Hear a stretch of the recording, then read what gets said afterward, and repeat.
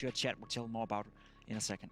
Yeah, I'm sure he will, but for the time being, you just kind of have to look at these two lineups and say, yes, they've had their own sorts of trials, tribulations, and obviously that's going to inspire change. That's going to bring about the changes that you need to have in order to find success. And perhaps we're going to take a deeper dive. Chad, what are some of the changes from 2019 to 2020 with at least the FaZe clan? Well, with the FaZe clan, Trace, obviously we had this man right here doing some in-game leadership. Well, now he's got a buddy of this guy right here. Now, sure, he was in the team when we were talking in 2019, but they've actually changed things up. He's having a lot more impact, and that's led to a role change. In-game leadership change has led to a role change here, or at least an in-game leadership addition. I want to talk about Brokey on the AWP right here. So we're going to have some highlights in the background for you. He's been moved over to the primary AWP position, which has freed up Olaf Meister. Olaf on the T sides now has a lot more freedom to lurk, to clutch, to use that experience that he has from all the years. Once upon a time, the best player in the world. Brokey on the AWP over there in London also looked fantastic. You're seeing some of these rounds here. He's taken a more assertive role within the team, and they're actually flourishing. He has to be able to do this again if they want to be able to take down Na'Vi in a 2-0 fashion.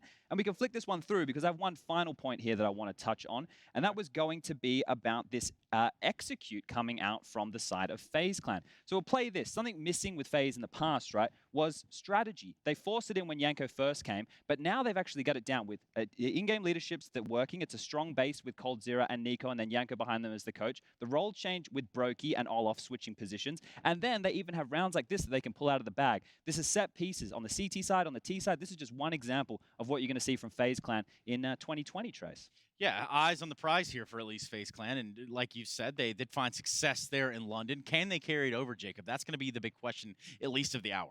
It's starting to look good, right? It's a FaZe clan that you can start to believe in, and I'm glad that Chad mentioned that when YNK was first brought in, they tried to force the tactical style on the team as well. Back then, it didn't work out, but it seems to me like FaZe has matured. Nico as an in-game leader has matured, and overall, this whole FaZe project right now is looking much, much better than it were in 19. That it is, and we know we're going to be taking a steadfast approach into getting into the game, but I need to ask you guys, Nuke, Dust 2, Overpass. Those are our maps in that order. Who's going to be winning Nuke, fellas? Look, I think that I'm a big Na'Vi fan. So I'm going to go with Na'Vi just off of blind faith here. I think Katowice, with all the teams being relatively even, gives us a chance for that. I'm starting to side with FaZe. I think they're looking good right now. Okay, yeah, I think you guys are onto something. Now, without all of the Easter eggs coming out of the basket, without all the spoilers, yes, those were your predictions, but sometimes the gun gets jumped there. Now, are we sure we're banking on these teams? Well, look. The reason that I'm hyped about Na'Vi is I think this constellation of players will lead to potentially the best team in the world, right? I think Simple Electronic is a duo. They're the most potent duo that we have in Counter-Strike. I understand all the concerns about Boomich, Jacob. Is he going to be good enough for that? I think he is. He's had some games where he's absolutely taken over as an individual, right? Sure. In London, he was winning games almost single-handedly. Even Flamey was looking kind of consistent from time to time, right? Okay. And that's what you want from that guy right there. Now, Perfecto is the question mark. Can he mature quick enough for this team to get to where they need to be? That's a big question. Okay, I still feel it stands with Boomich. I think Perfecto is going to be good enough for them at some point. I don't even think that he needs to mature that much. He needs to be a reliable player, one you can count on to get 20 frags, 18 frags in a matchup around that number, that will be fine. To me, it stands and falls with Boomich. If he can evolve into a great in-game leader that can control Simple and Electronic and actually, steer the ship and also innovate the lineup, right? Because you can be good at a certain time, but you need to be able to adapt throughout a calendar year as well. The way you play Counter-Strike right now is not going to be the same way you play Counter-Strike in half a year from now on. Sure. So if you don't have that ability, you're not going to be the best team consistently. So I agree there's potential for it, but it stands and falls with Boomich to me. Whereas for FaZe clan, I think there's so much experience within that lineup right now that I'm starting to bank on this team actually becoming a top team again. Whether that's going to be the best team in the world, probably not as of right now, but there's definitely progress being made by FaZe clan. Just looking at the individuals, I mean, we just saw Olaf there on the screen. I could have swore the other night in the hotel, there was a whole conversation had about how Olaf brings to the game the answers when they need to be had. Okay, so they lean on him, right? So what I was trying to elaborate on before, and I did it quite poorly, was the fact that Nico's the in-game leader. coldzera, since he's joined the team, and when he was back playing with the Brazilians, was always the second in charge. But we got to listen to a lot of the voice comms over there in London, and he was very vocal. So that combination there of those two with Yanko behind them, they now have a strong leadership base. So having Olaf to chip on in as well, that guy's won 2 majors, right? He was once upon a time the best player in the world. That's why I think this role swap that they've done with him actually is fantastic for him, because as your career goes on, as you get older as a player, he has experience that Brokey doesn't. If Olaf is left in the clutch scenarios, I'm going to have a lot more confidence in him to pull those out. You get Brokey with those young reflexes. We saw how he looked on the AWP. If he can have impact in the starter rounds, let Olaf close the rounds and let him have impact like what Trace was just saying right there. Look, this team right here, they have the stars. They have the firepower. The only thing that was lacking in the past was the identity and the direction, and that seems to have been fixed with the prac that they've had within January. I definitely agree, and I think you're right, and you're spot on when you're saying that enabling Brokey, allowing him to be more assertive, allowing him to roam around and actually have impact in the beginning of the rounds is going to be what's enabling him, right? Whereas for Olofmeister, having him to clutch out the rounds and use some of that experience he has had throughout his entire career is definitely going to be good for FaZe. To me, again, if you look a little bit negative towards him, right, is it going to be enough with Nico as an in-game leader? Is it going to be enough with coldzera being the second guy? When you face rough times, are those two going to align each other and actually be good enough? We'll have to wait and see. Yes, we will. We are waiting right now ever so anxiously to get into this first map of play, Nuke, and then Dust 2, and perhaps Overpass should we have to go that far. FaZe Clan taking on Navi right here at the Intel Extreme Masters Katowice. We're going to be taking it over to our commentators. We have Anders and Moses. Oh yes, thank you to the desk, and I can't wait for this game to get on the way. It's already happening. Let's get into it, ladies and gentlemen. FaZe and Navi already blowing up the door. Rain leading the charge, trying to get down. Oh, Boomich is chasing them. Oh no! Knife is out and he stabs Olofmeister. What a beginning to the match. Now a 3 versus 4 as coldzera is going to get the kill, but this is all the action. You could have wanted it more right here at Intel Extreme Masters. Hot start, Jason. That's unreal that he just made that happen. Oh, bomb is down in the vents as well. That's even more brutal. Lord Boomich looking over the vents. Simple's starting to investigate. And FaZe, all you can really do, hit the pause button. See if that mistake is going to come into play. See if someone's going to wander into the crosshair. And at the moment, they're playing very disciplined. Nico and Brokey will have to pick up the pieces. Nico with the P250 though, which means the range, it actually looked like he could have beat the timing against Simple. No way that he could have known, but it's those little mistakes that you kind of want and need. No chance to spot anyone out. 50 seconds on the clock, and Brokey's just waiting down there. So a lot of discipline. I mean, this 2-on-4, this is one of those rounds you actually can turn in your favor. But like we discussed in the previous match, sometimes you need a bit of help from the enemy. You need just a small mistake. Boomich, knife still dripping with blood, going to be falling back, and he just spots them out, and that's enough. Just getting the information, they try and go for a boost, but now they're kind of out of time. The bomb is in the vents. Man. It's not even about picking it up and getting to the bomb site. No. It's about the fact that you have 2 players still alive in the doors in the window. You're going to have more battles coming. So at this point for FaZe, the bomb plan is everything you can want, and Boomich is going to deny even that. So is Flamey. They're going to start bomb rushing Brokey off the plant. He's still got some time, but does fall in the end. Just a swarm of Navi players, but that's all on Boomich. An actual crazy, just rumble-tumble type play. I just can't believe that it started out that way. Well, you got to feel bad for Rain. He got blown up. I think I got tagged by like 1 bullet, and then Nade comes in and just deletes all of his HP. Boomich coming in behind him so quick. I don't think Olaf even realized it till the knife was out, till it was in his back. Yeah, how do you call that? I mean, it's true. If you're the first guy to go down, how do you call anything? It's like, oh, just a lot of I didn't see anything. Happening. I saw explosions. I have no idea what's happening. It's bad. Well, Navi off to, yeah, so this is the combination, right? Perfecto and the grenade from Simple, I guess. And then this, I don't even know what this is. Do you think Olofmeister's like... He didn't run out of bullets, did he? I wasn't keeping track of that. He just decided to go for the knife.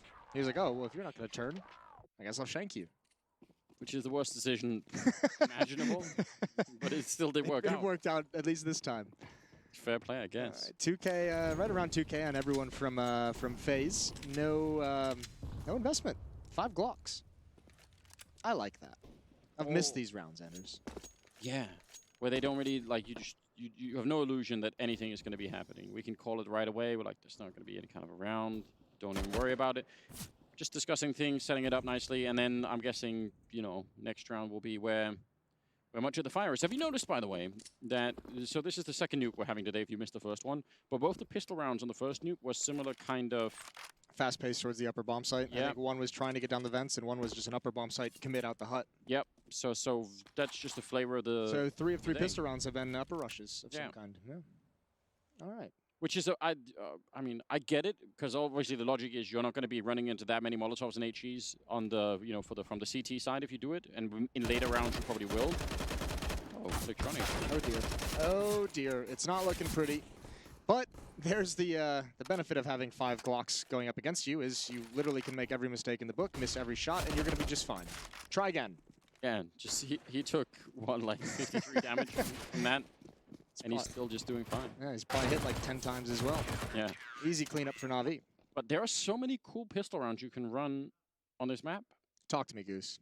Well, I mean, EG had a tremendously cool one in London where they smoke off towards the heaven so they throw the smoke from T-spawn that lands in heaven. Yeah. And they throw a Molotov. I think that lands like right below that, and then they have they have 2 men lobby and 3 men flank around towards hell, and then they crunch the lobby from 2 different directions. Which I mean, one of them you will never expect on the CT side.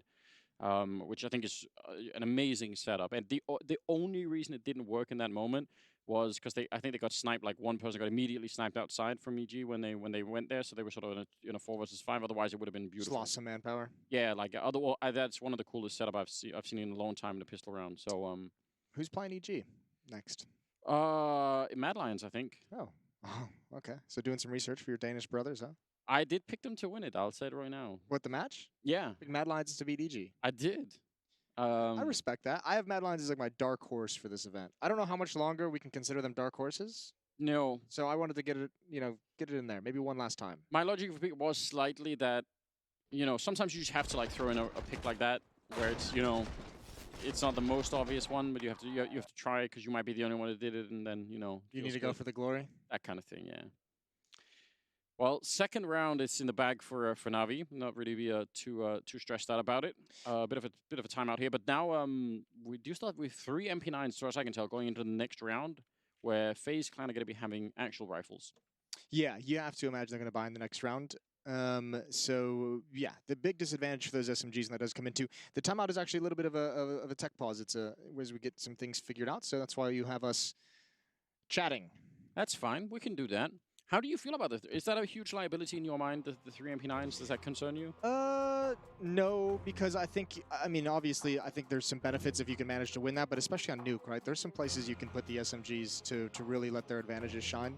With the fact that you can get them close up, you can have someone get aggressive outside with an SMG, flash them through smoke, but it's not like, you can put them in places where it's not all long-range duels. You can even put them downstairs and have a crossfire setup of some kind, so there are ways on Nuke to really neutralize that. They're backed up by a Scout, though, and an Orc, we can, I'm good with it all. Scout's on Simple, so it's like, whatever. I'm not gonna... Okay. Not gonna tell Simple not to use it. What did you pick to win this game? I have FaZe. Ooh. I mean, I don't know if it's even possible to say that one is a better, objectively the more solid choice. I actually can't remember who I picked, because we did pick him over at the ESL website, but... Oh yeah, we did. I did that, but I tweeted him out this morning. You tweeted them out as well, but I forgot what I picked, so the problem is I might be contradicting myself. I think I picked Navi, if I'm being honest. I think I did. Perfect. Also because I picked Navi to win the major, so I sort of, I feel like you have some kind of loyalty, at least for the next, 3 months or so? I have to. Had to go for the same route with MIBR, and then, had to... Yeah, how'd that go for you? Pretty good? I mean, at least they were... Listen. It's been rough, Jason. I'm just not going to lie. Listen, they're hurting more than you are. Don't worry. They are. It somehow got worse even after the whole thing. It's been a crazy wild ride. I am actually getting scared, genuinely nervous about this whole MIBR situation. Yeah, it's not pretty at the moment. But the same thing. You could say the same thing was with FaZe. They spent maybe a year and a half where it was just not pretty. Nothing was going right. Some part of me was waiting for the moment to where I could really get behind them as a project when Yanko joined. I was like, all right. Just got to see something. Just give me something. Any little thing, and I'm back on board. Yeah. This team, these players with this coach, they can't possibly remain bad. And now, it's coming in.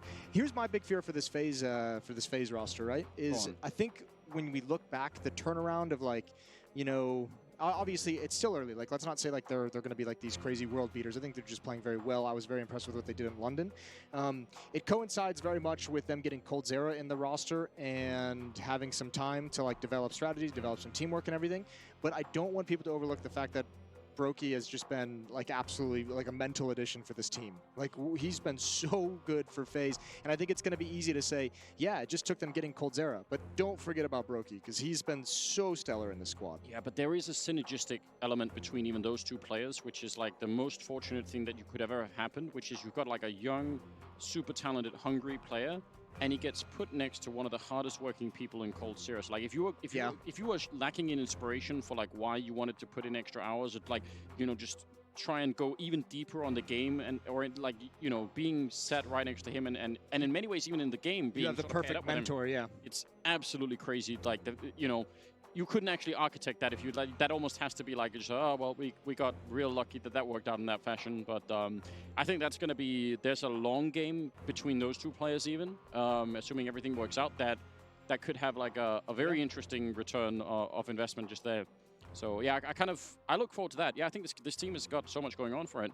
And on the Na'Vi side, we talked about this a fair bit already, but Perfecto, if they can click him in like halfway, it doesn't even have to be, you know, amazing right away, but just get him to like a good sort of medium level. Again, like Chad was saying, the combination of Electronic and Simple is going to be very hard to take down for any team in the world, basically. So, yeah, but that's been like one of the things that we've said about this team for like, what, 2.5, 3 years now, is like that core of Na'Vi. And that's not that it's wrong. It's just we still haven't seen it like hit any kind of like crazy good consistency. Like you can see when it all works out. When Simple, when Electronic are fragging, they look like how they did in London. When Boomich is having a good game, when Flamey is having a good game, but I'm not gonna lie, the thing that made me sort of go on one of my crazy Twitter predictions in the heat of the moment for watching Na'Vi was actually nothing to do with Simple or Electronic or anything like that. For me, it was actually watching the sort of the crazy style of play that Boomich was having. Like how hard it was for enemies to predict when he was going to be doing something really, really wild. So for me, that's something that is, let's say, out of balance for what the rest of the top teams are doing. It's something that makes it, you know, they're playing out of rhythm a bit, and I just appreciate that a lot. So yeah, I actually do end up looking a lot to Boomich, and most of the time when I'm watching Na'Vi play now, that's where a lot of my focus is. I'm just like, I just want him to play that style. I want him to feel comfortable and take the crazy risks when he can, because I think it's exciting when it works out. Yeah, it is very exciting. Either way, we do seemingly have some issues. So what we're gonna? Oh no, never mind. Never mind. Everything's good. You jinxed yourself, I think. I jinxed the network. I don't know. I jinxed something that made it all work out. Well, we used my powers anyway. for good for the first time ever. Yeah, that's a welcome change, Jason. We appreciate it. Third round is going to be coming up, so we apologize for the delay, but it's good that people were on it right away. Thanks to the admin team for helping us out. Knocking it out of the park. Yeah, we love it. 2-0 in the favor of Na'Vi after winning the pistol round here on the CT side of Nuke, and we're back into the action. Round number 3 underway, and as we said, FaZe going to buy up the rifles. They're going up against the 3 SMGs, so bit of an advantage in terms of the weaponry brought to the table. Yeah, and we'll see if that's actually going to make a difference. I'll take your point. I think you're right. There are tons of ways to make these MP9s work if you get into the right kind of fight. And then there's sort of a minority of rounds where you end up, you know,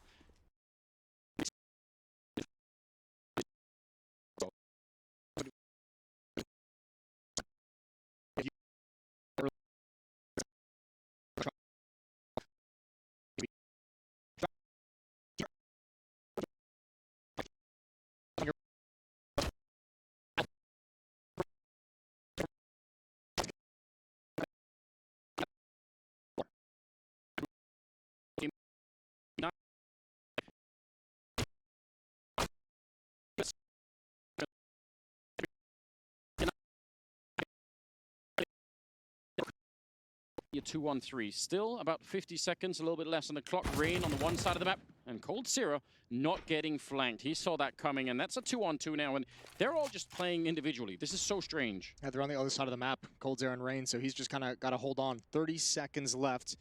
Here's the tough part. This could come down to Perfecto with the SMG in hut. If he hears Rain, and Rain can't exactly slow down because of the time, it's 25 seconds. This battle could be massive, and Perfecto is just going to wait and see if Rain wants to head towards hut. Or Cold is coming in from heaven as well, so if Perfecto wins, no, he's going to be running Rain. He's going lower, yeah. I actually thought he was going to flank the other side. That is so little time to get down here. Perfecto's going to be the Electronic coming in now from the other side, and 8 seconds. They're going to get the bomb plant down. FaZe have somehow threaded the needle. I just have no idea how they got in here without getting either shot in the back or running out of time or having a problem when the bomb finally goes down. This seems very, very strange indeed.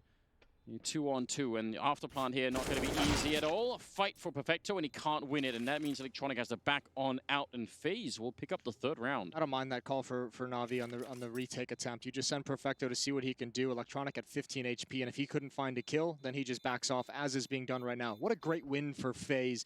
A grinded out battle the whole way into that lower bomb site, and as you said, just the perfect call, without even necessarily the information. They just happen to make a blind call, and it works perfectly. They're on the board, 1-2. Wow, that is a close way to win the first round, but it pays off. Not sure that had anything to do with the MP9s at any point. I mean, you know, that was just a question of, you know, like that 3-man hit towards the ramp and the fact that Cole, you know, made sure he checked that he was getting flanked. That was some heads-up play. Yeah, I mean, that's just his call as well. He's probably the one you have to imagine dictating when him and Rain are on the 2-on-2, and he's just saying, calm it down. Just wait. We have time. I'm going to hold ramp room. You kind of take your time getting over here. Don't get picked off, and we'll just work it together. Fourth round, though, and... Get another pause coming in. Another little pause. They will have, I think they'll probably have money to put together a buy here. Yeah, the Electronic could drop for Perfector is a little bit low on cash. You're absolutely right. I'll take your point about Electronic inside of the smokes. And it might be one of those things that's worth, you know, just explaining to people in case you're brand new to Counter-Strike and you don't know, you know, why is that even a thing? Basically, if you're the person inside of the smoke as it's fading, you have like a nanosecond of advantage where you can see the people that are outside the smoke just a tiny bit earlier. Yeah. And Electronic has become obnoxiously good at exploiting that. He's become a bit of a freak. Yeah, it's quite amazing. Now, there is, I mean, you could say, well, what's that about from like a game design perspective? But the thing is, you're going to see that meta swing back at some point where, you know, more and more people are going to start to shoot at the smokes just as they're fading as a way to get the edge. And like there's a constant back and forth here between... It's something we even mentioned just, you know, within the past couple of weeks is just straight up saying, you know, every time you play Na'Vi, you look at the edges of the smoke. You just have to be cognizant of the fact that Electronic is, at the moment, his game is not being afraid of going through that smoke or working around the edge in some fashion. So that'll be a cool thing for us to keep our eyes on throughout this game when we get going. Yeah. Taking notes in the background. What is he writing? Just a little bit of poetry while there's some downtime. Russian poetry? Russian poetry. That's probably going to be quite amazing, I imagine. Can't really read it, but yeah, I imagine. Yeah, someone would tell us it's cool. Well, 2-1. Yeah, they're just shutting out the last couple of issues. It's a bit early on to really, give any kind of overall trends about the direction this game is going. I guess it's good news that Electronic is 5-0. He didn't obviously get found in that previous round. And then Boomich also up at 5 rounds. It'll be fun to see what happens when Simple starts to pick up that AWP. I think that's something everyone always looks forward to. Can have a huge, massive impact on Nuke. I think Simple's one of those players, when he's playing with that AWP, he is almost dynamically and flawlessly playing Heaven, Ladder Room, Ramp Room, and also, you know, down Hell. So he's playing like Heaven, Yard, Ramp, all at the same time. There's a lot to be juggling at the same time. Well, either way, while they fix up these issues, these network problems, we are going to send it over to a video of a history of the Intel Extreme Masters.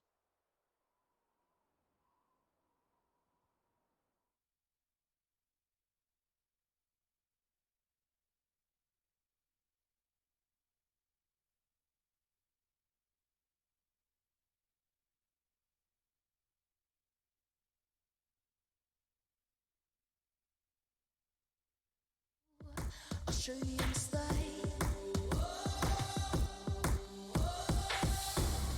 Where you see me coming, better run for cover. 'Cause I'm not soaring down, I'm never going under. I survived the pain, I know it made me stronger.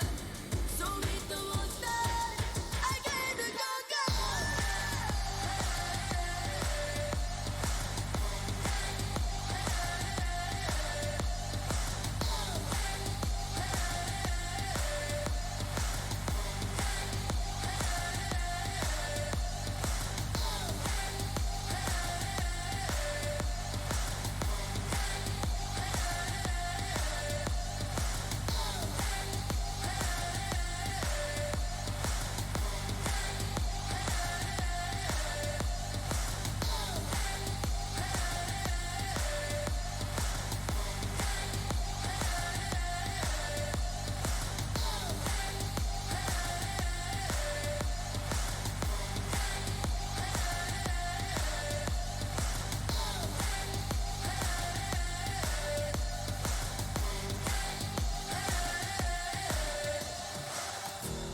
Smoke clears, I'll still be on my feet. Forget all of my fears, 'cause I know my destiny. I feel a champion waking inside of me. It's emotion.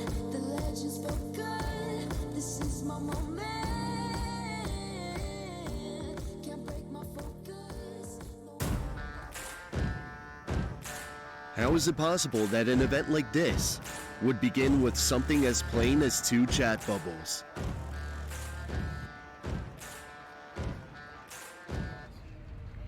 And how is it possible that a city known as a regional mining and heavy industry hub transformed into a global esports capital? Well, here's how IEM-Katowice redefined how we look at esports today. It's common knowledge that the 2020 edition will be the 8th time the Intel Extreme Master Series visits the Silesian region. But like many other esports events, its beginnings were quite humble. You've already seen the chat bubbles, but when Carmack, right now the vice president of pro gaming at ESL, received the offer from one of the city councilors, he quickly realized just how big of a challenge that was. When I first came into Spodek and I looked at all the seats and I looked at how huge the place is, I thought to myself, holy crap, you know, if we put 3,000 people in here, it's not going to look like a success. And if it doesn't look like a success, maybe our sponsors stop believing it. Luckily, that was not an issue. From day one, the event was completely overflowing with fans. ESC Gaming, a Polish Counter-Strike team winning in front of their home crowd, as well as the aftershock caused by the StarCraft 2 and League of Legends tournaments, helped put Katowice on the global esports map. But it wasn't until the next year when the Silesian capital truly made its mark upon the world. They're 3 frags away now, Virtus Pro, as they will move the bomb in, and it'll be Fifth Laren and Exist to come charging in, and Snacks to go mowing them down. One more will do it for Virtus Pro. It's all on Forest. He gets the first. He doesn't get the second. Virtus Pro have won. Taz has delivered in front of the home crowd. This last action of the ESL Major Series 1 Katowice 2014 and Virtus Pro's victory defined what the event in Spodek Arena is today. Something that Pasha Biceps, who lifted the trophy back then, is more than aware of. The fans 2014 show the world how esports event can be crazy. Event, and we have realized that there is a huge market out there, and I think what followed then, of course, an understanding on size of marketers, sponsors, city officials that Thing you can never buy. You can spend 50 times more money than we ever spent in Katowice. You will not buy the fact that this is the oldest esports tournament of this kind in the world.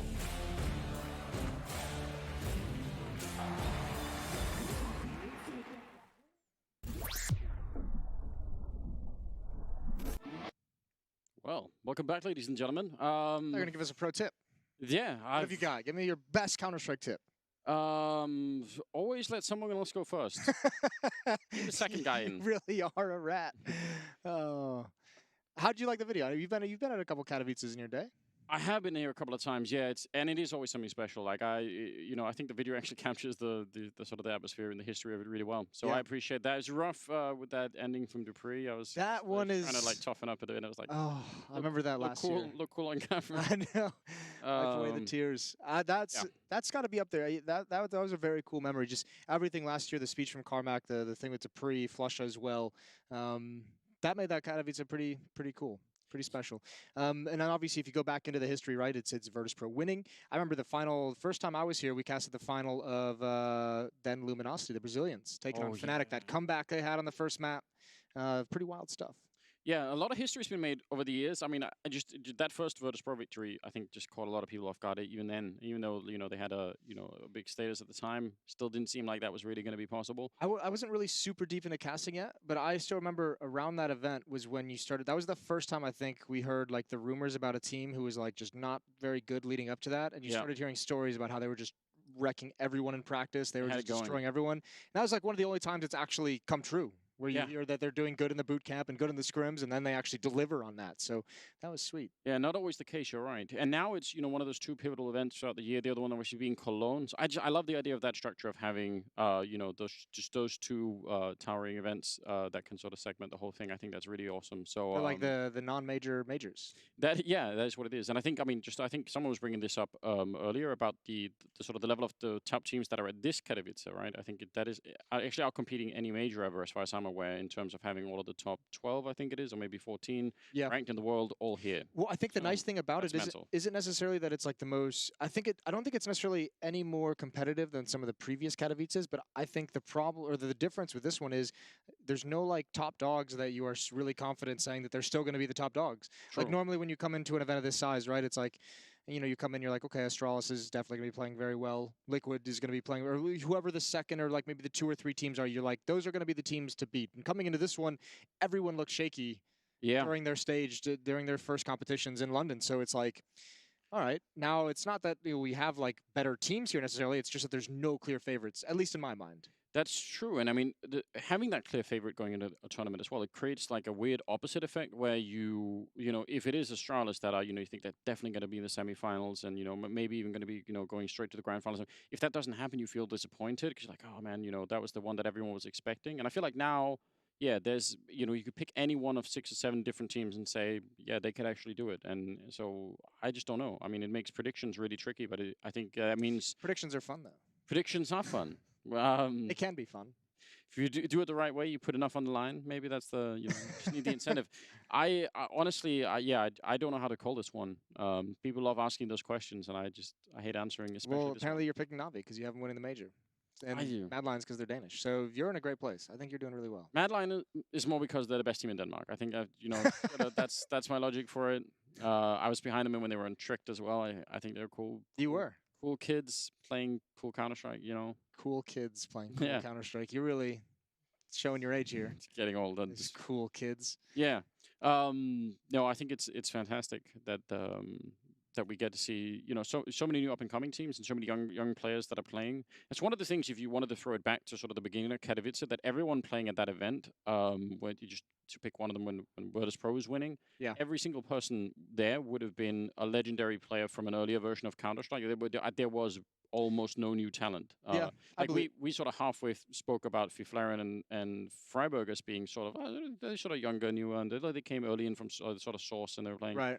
And now we have, you know, ton of Plenty new of young players. talent. Yeah. Well, we also have some cool stats from the Pro Tour. And I mean, as this Katowice is kicking off as one of the major events of the new ESL Pro Tour, we can look at some of those stats, how this has been kind of progressing as we go. And you can see here the rankings at the moment. What do you think of that? Fnatic up at the top. That's a pretty heavy burden to be lifting all the way through, right? And I'm guessing by the time that we get to Cologne, some of those points will have been decayed. We're think the points that aren't here are not. Like that's sort of how the logic of it is. But regardless, you know, great start for Fnatic, obviously, and a team that I hope they come into Katowice just banging people out. they haven't. I hope they just pick up right where they left off. Wasn't something they haven't played in like 80 days. I don't even care. Outrageous. I They don't haven't even played for care. so long. They've been like freaks of nature in Counter-Strike.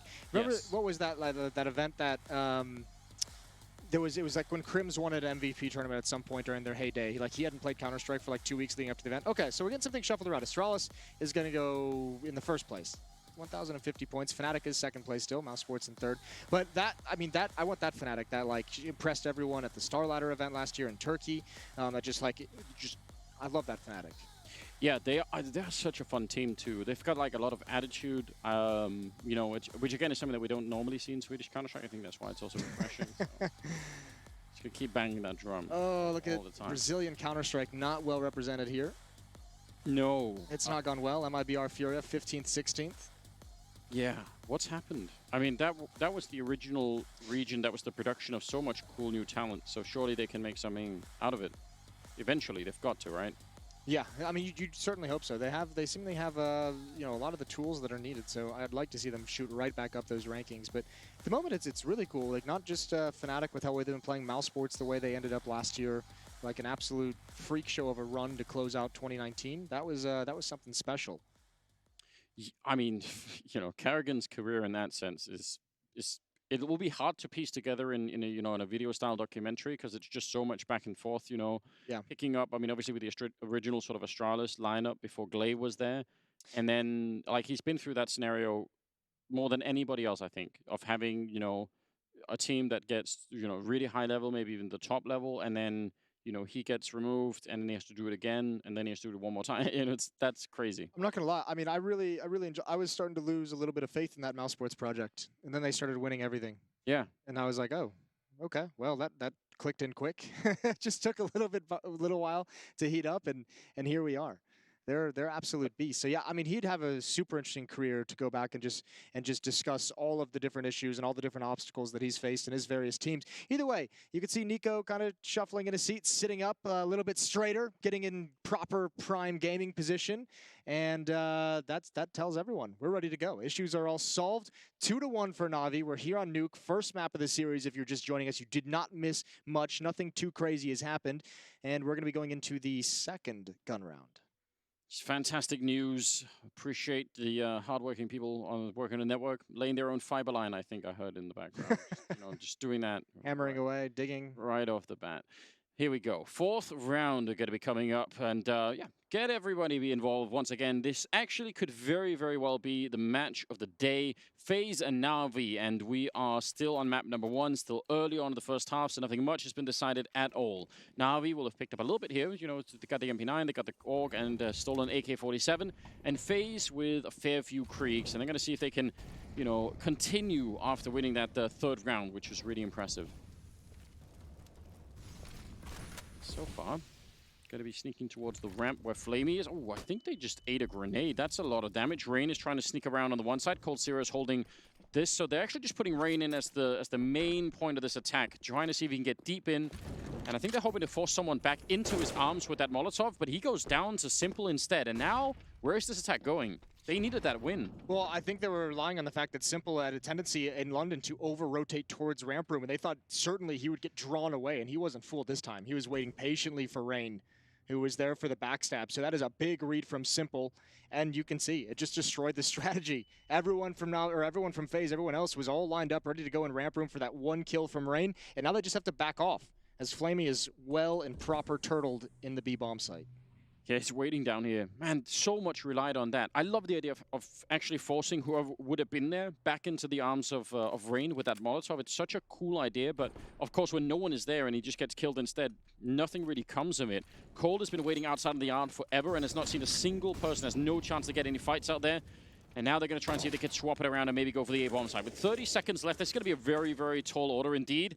Cold getting dropped low, and again, Na'Vi are all in position. Simple now down to the bomb site. It's 3 people defending it. Simple going down to Nico, and a bit of an attempt here. Perfecto. Again, just time is the problem. 16 seconds on the clock as they're trying to get in. Cold is down and out, and Olofmeister dropping the bomb in the middle of it, meaning just a 1 versus 4 here for Brokey. Absolutely no chance. Doing damage was the best that he could have hoped for. So, a round for Na'Vi, and not much of a pickup, I think, after FaZe lost Rain. It was like the round was just in free fall at that point in time. Yeah, the round just kind of ended there. And I think the problem is if you're running that tactic that's meant to exploit Simple rotating over, you're like, okay, so Simple is still alive and he gets the kill on Rain. That's the second half of our attack.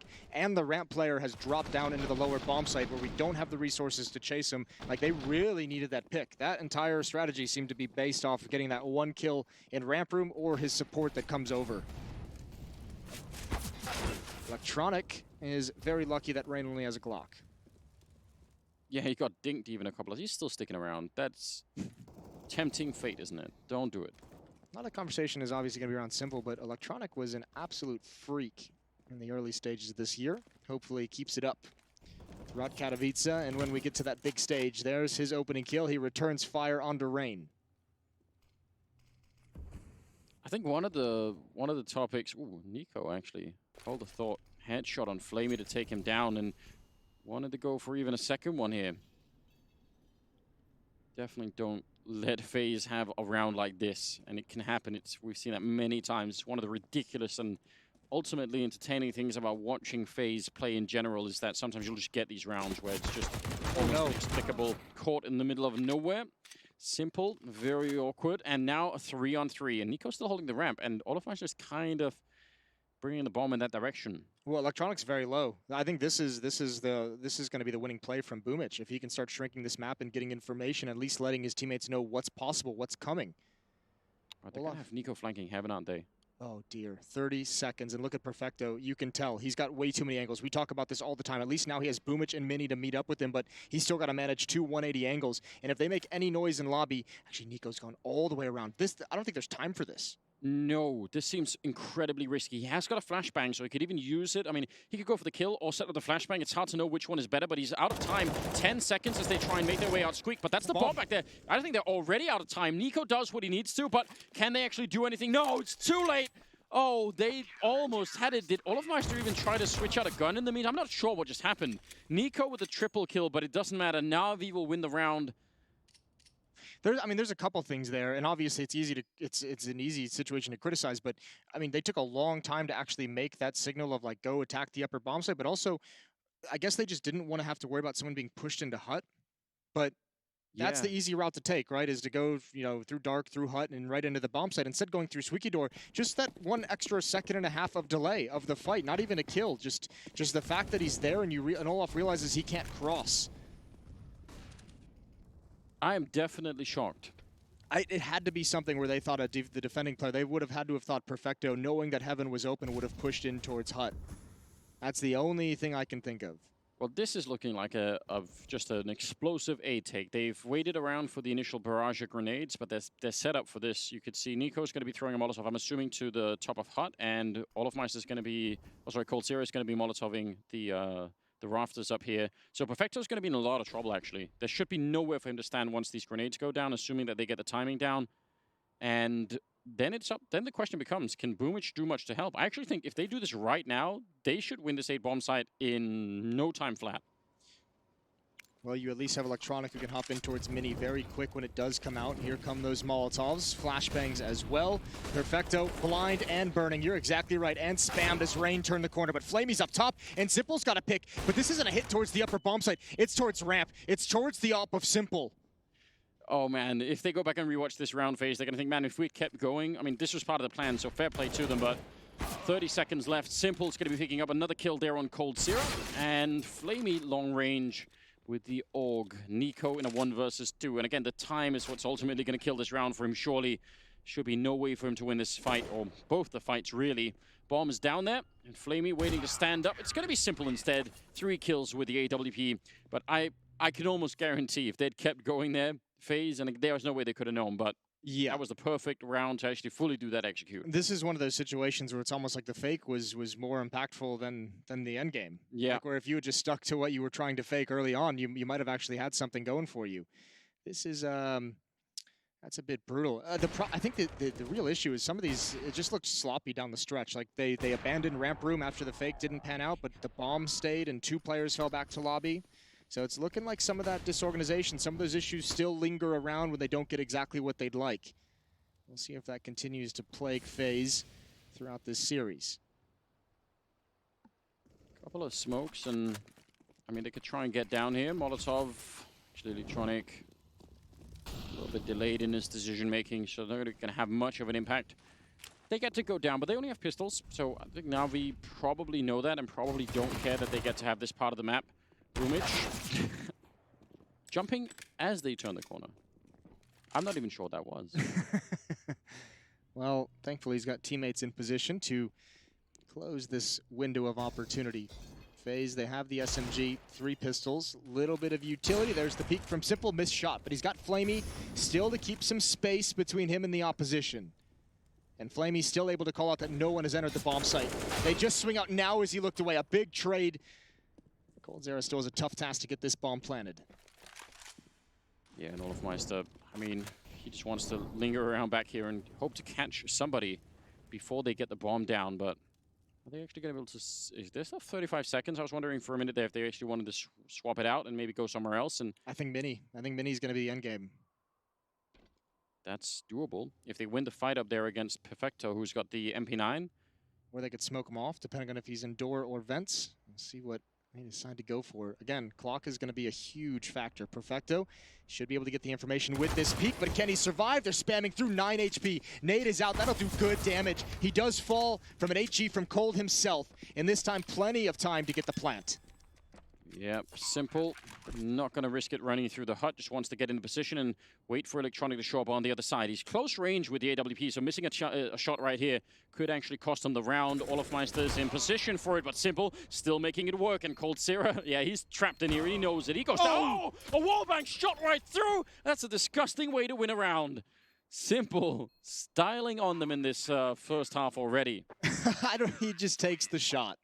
I actually What a badass. really like the play from coldzera. After he realizes he doesn't have the timing to peek on Simple, to go back out and try and get to the other side of the silos, but that's just brutal from Simple. Again, FaZe almost finding a way to win the round. Just stubbing their toe right at the end. So that one's obviously the really critical one. This is just style points. What a guy. I wonder if he's just trying to shoot the other dead body out of disrespect. Yeah, Just like, oh, yeah, it still works for me. I'll just take that, I guess. 6-1. Shooting voodoo dolls. Maybe that works. You ever seen that that movie with Jack Nicholson? The witch movie where he's playing the devil or something. That's what I thought about when you said, like, voodoo dolls. No. Where my mind I went. haven't seen You haven't seen that movie? I can't believe I don't know what movie you're talking about. Listen, I can't remember the It's name fine. of We'll it. talk about it later. Yeah. I'm intrigued. I like Jack Nicholson. 6-1. We do have another timeout as things are getting figured out. But at the moment, this is not great for FaZe. No, it's definitely not great. I'm kind of a little bit concerned about, again, some of the hesitation, because we can clearly see the plans, right? We're not in any doubt about what the plans are here. It's just the follow through and like, you need some sort of snappiness in your play if you're going to catch some of these Na'Vi players off guard. And it feels like, even that A execute or that A fake, like, it makes perfect sense. You throw the Molotovs, you go ramp instead, but it doesn't feel like they're not standing right next to ramp. They're not like, boom, it's ramp. Right. They're sort of like, we'll throw the grenades, and then 5 seconds later, we'll run in a long line towards the ramp. Yeah, Like they're back in lobby, and it's taken an extra 5 seconds, and you're hearing the footsteps the whole way, and Rain's been dead for 3 seconds, and you don't get that like immediate timing that you can sometimes, you can get at least, should be getting some of the time, I feel like. So that could be an issue, going the stretch. I mean, it's possible, I guess, that FaZe have come into this with an early game plan that's like, let's try and do some of these slightly more elaborate things. Like, we'll put Rain outside, we'll try and crunch the ladder, and we'll do this A, or the ramp, we'll do this A fake and all the rest of it. And then maybe there's a second gear in here where they say, that this depth isn't really working. the fancy stuff isn't working. Let's just go back to the power. Yeah, let's let's go back go to the shoot. brute force. Well, I mean, the difficulty of that is the fact that Na'Vi likes to play that style too. Navi's got the players to kind of fight back. Yeah, they do. So it'll be interesting to see. I think at the moment the problem is, I mean, obviously just Navi's feeling very comfortable and confident right now. FaZe is going to have to burn through some of this utility. You need to get like the weekend economy buys for Na'Vi to be able to run some of this fancy stuff, because when you're trying to do tactical things and your opponents just have just as many or more nades than you're going to run into some obstacles. You're going to run into some trouble. They haven't really been given. We saw that stat pop up just a few rounds ago. I think Rain is what, 1 in 5 or something like that in his opening duels, or 1 in 4 in opening fights. He's been trying to get something going. We saw him do the lurk play outside. We saw him entry through the hut during that fake that we just mentioned. But nothing is either he's not getting those kills, or nothing is coming from that one successful entry he's had. Yeah, so a long list of points that we're compiling for what we're not enjoying about FaZe at the moment. It is still early enough in the first half. I think that that can definitely change, but yeah, it's concerning. You could see Yanko's back there. He's got his arms crossed. He's looking, it's like a coach should, disappointed, not really happy in his troops. Looking better than yesterday, Yanko, though, which is nice improvement. Yeah, I don't know. It's a rough start. This is a similar start as to the one that Vitality were really not enjoying on Vertigo, right? Where you go in like 7 rounds and you've almost had no buy rounds. It's just all been swept out from under you. Yeah, and also, I mean, with these, you have to say just too, with these tech pauses, that can really start to throw you off your game. So you have to wonder. But the mental game is going to be a big deal for FaZe. You can handle these extended pauses when you're winning, when you're up 6-1. When you're the other team, it feels like hell. He has an airplane tattooed on his hand. So do you know the story of that? Like, I don't. I don't. Okay, maybe we could find that out. I kind of want to know. Have you ever thought about having a tattoo? I'm just assuming you don't have one that I don't know about. Do you have one that you haven't seen it yet? Is the issue. I do. I would like to get a tattoo. Yeah? I do have something in mind.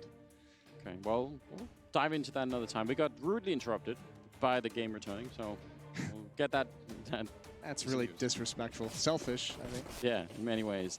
Round number 8 coming up, ladies and gentlemen. So once again, we do apologize, but we're back in the game with the action here, and it's still early on. So 8th round, we'll see how it all unfolds. Some rifles in the hands of FaZe.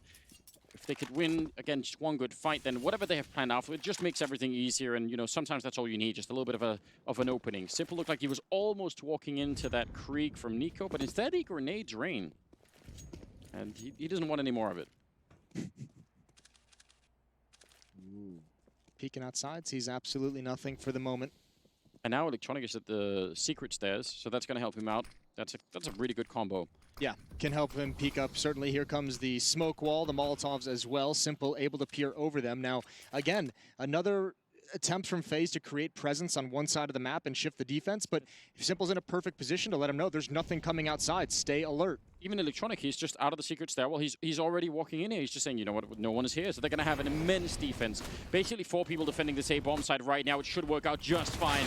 Good kill for Perfecto. Olofmeister in Cold, and actually a double kill for Olof. That's not bad at all. Now swinging in as Coldzera will take down Boomich, and that leaves Flamey in a 1 versus 3. They executed into an almost fully stacked bomb site and still made it work. And that just defies, well, any kind of logic. I was going to say, you have 2 players in the bomb site, 2 players coming through mini. You had essentially 4 players to defend against this hit. I have no idea how it went so well for FaZe, but that's one of those defenses for Na'Vi where you just say, that can't happen. We had way too much presence. We had to read. We knew there was no one outside.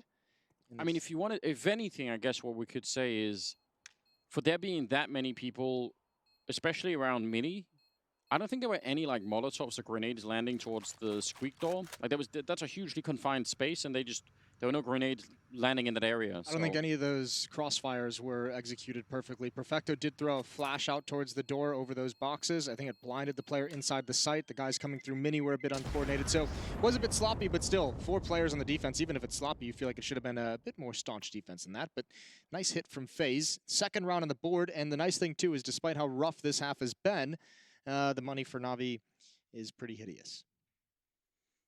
It is, yeah, you're right. And a tactical timeout, Anders, coming in. This tactical is timeout. tactical. Yeah, well, that's fair enough. They can obviously, they can't talk during the technical timeouts, so... Yeah, well, and also they want to talk through exactly what they're going to do with this, with the money that they do have. What are they going to be able to scrape together? How do they want to use it properly to defend against the bomb site? So, Na'Vi talking some things over. Get HE grenades. Throw them outside. Everybody loves that. 5 HEs outside? Yeah, all 5. Just try for it. Just buy them, hold them, and don't throw them until you see someone. That's the rule. You have to keep on to them. They've actually on fire till you see the whites of their eyes. That's exactly right. They've actually invested into the round. That's kind of shocking to me. I don't know. I kind of disagree with this because of the lead that they have. I feel like they could have let FaZe had a 3rd round and then swing for the fences afterwards. Yeah, and if they'd bought 5 nades and naded them outside immediately, they might have gotten some kills. Either way, none of that happened. Those are all ifs. Rain's going to lead the way. Boomich, Jiggle peeking the corner. Rain just holding patiently. I have to imagine if Boomich just throws the smoke, I think Rain would step in front of it when he sees it. I think he's close enough to be able to be that aggressive. Yeah, that's definitely true. That's one of those things. If the timing is good. Ooh, nice shot from Coldzera, taking down Simple. That's what you want to have as a beginning. All of us playing alone in lobby while the rest of them are outside. Now with the bomb as well. I was worried for a second because the bomb was actually really far back and no one had picked it up. But Brokey and Nico are on it.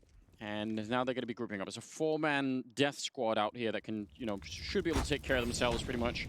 Electronic forced out. Ooh, and actually winning the fight. That's very awkward. That whole play was for that to happen, and yet they couldn't really get the kill. Flashbang. Oh, and he swings. Actually flicks and takes down Coldzera. That's monstrous. And they've just used 2 Molotovs, 2 players, and about 30 seconds to clear Electronic out of this position. And now the smoke is dropped. No one challenged Boomich earlier, so he's able to just put that in their path. FaZe is getting stopped everywhere they go. This is actually a disaster. They're in a lot of trouble.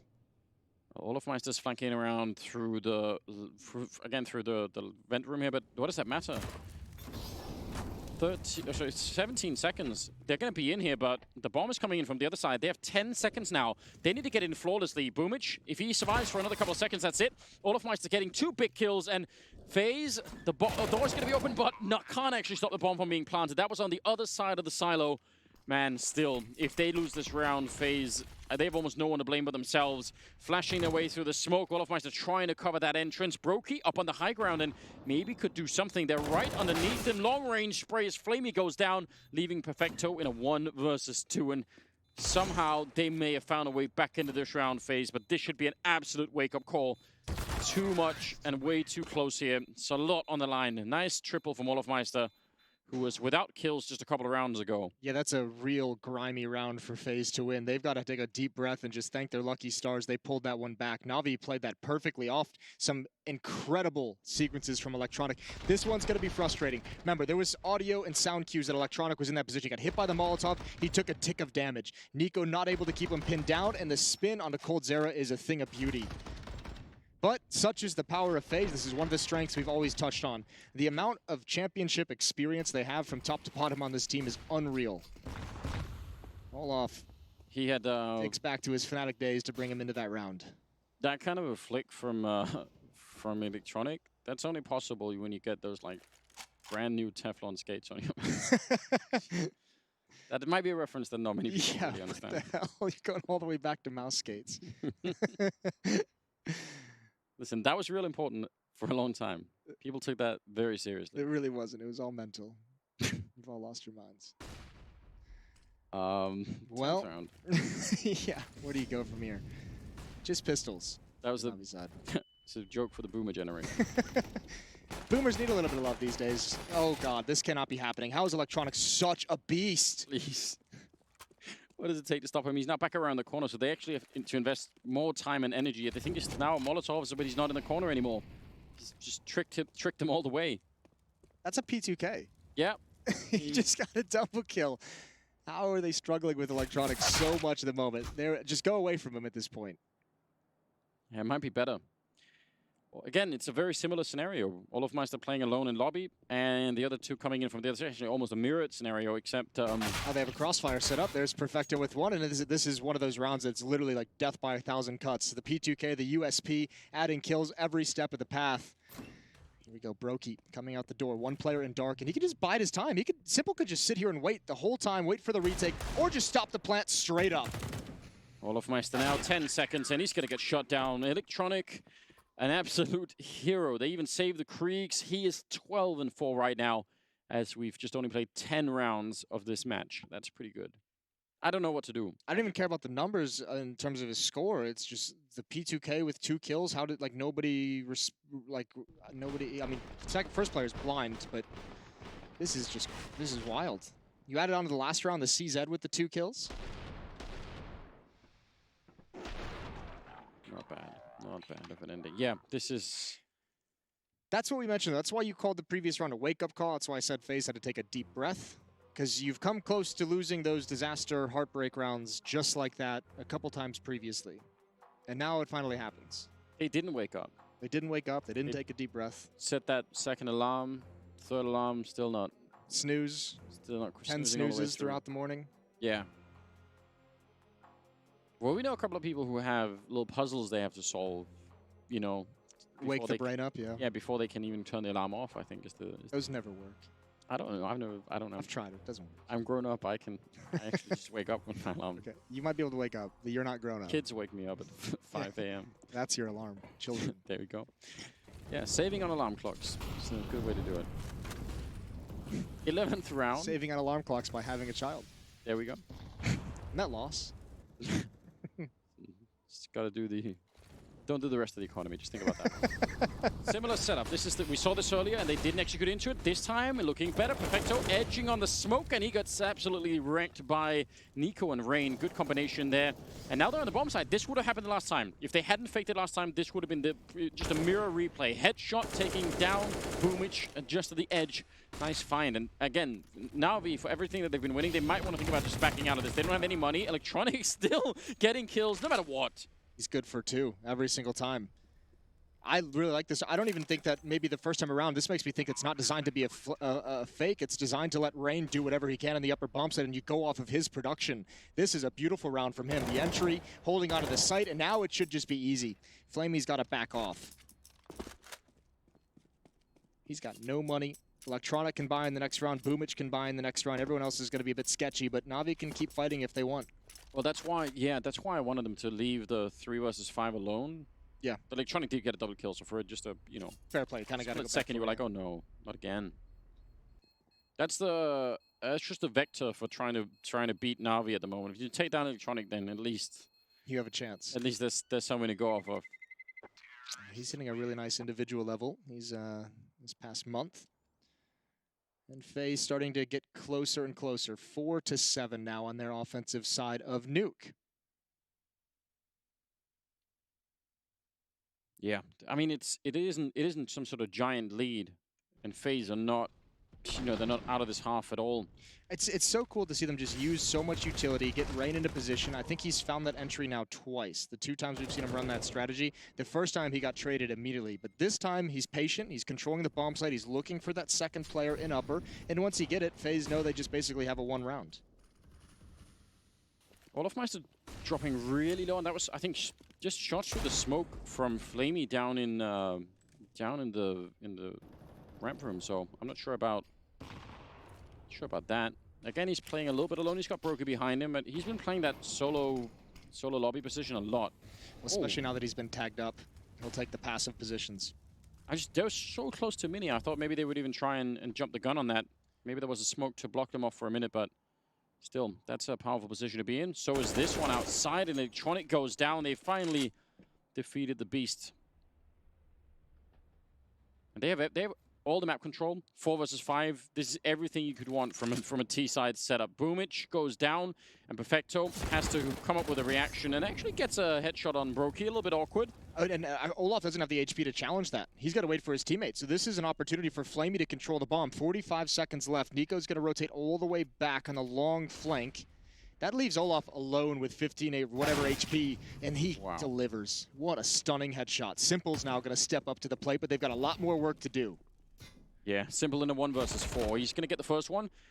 Could have been a flank coming in, I think, from Cold, but he's joined them in the bomb side instead. 20 seconds. They're going to try and team up, and he just holds down Mouse 1. Wanted to see if he could go for the full-on spray. They do take them down, but it's a fairly expensive round, all things considered. Na'Vi are completely out of money, though. And that gets sketchy, too. They didn't have any nades. So they had to just heads-up challenge Simple, knowing that Olaf was red. He was below 20 HP, so that never makes you feel comfortable. 5-7. And again, FaZe having some more troubles on, a half buy. I mean, there was an AUG on board. An M4 in ramp room, but still. Man, if Olaf doesn't get that kill and he's low on health, I don't know. That could have been a weirdly lost round. I do like the idea of FaZe. I mean, once they start getting Coldzera acknowledge that he's going to be in heaven, that they're wrapping around, those 2 players in lobby, Broky and Olaf, just sat patiently, just played far back, didn't try and do anything. They just say, we know what the response is from the defense. It's to push in towards lobby and get away from the danger of that heaven flank. They all get held back by the Molotov. They've all just ran down here with pistols. I like the idea. But now they're sandwiched in, and I'm not sure if anyway is going to be an easy victory. Shots coming out, and yeah, they're getting hunted now. Krieg on Boomich. Run. Save it. Don't stick around. Definitely don't stick around. It's not worth it. Best you could do is a cool highlight. I guess maybe you could surprise someone if you're still here, and then you can make a run for it, but... We'll see. He's boxed in at the moment. Olaf going to turn the corner and just find the easy kill. Another triple kill for Olaf. He had a relatively slow start. He's been phenomenal in helping them to recover from some very dangerous rounds, and now he's just contributing pretty consistently. 13-9 on Olaf. I'm pretty sure Olaf had 0 kills in the first, 6 rounds. So... It's not too shabby. From 0 to 13, that's... 0 to hero. Yeah, he's doing a remarkable job. 7-6, very close game, just like that.